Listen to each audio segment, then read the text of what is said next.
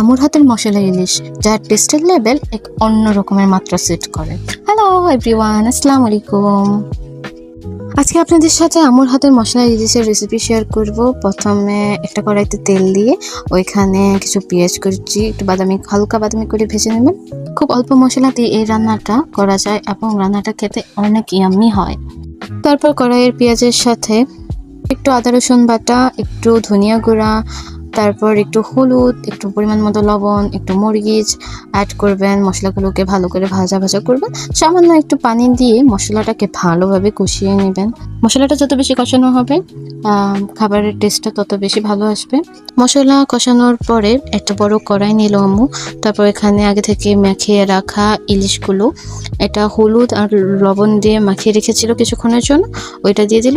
তারপর যে কষানো মশলাটা ওইটা উপর থেকে দিয়ে দিল। তারপর সামান্য একটু পানি দিয়েছে। এই পানিটা শুকিয়ে আসা পর্যন্ত অপেক্ষা করবে এবং একটা পোড়া পোড়া ভাব আসা পর্যন্ত রান্না করতে হবে।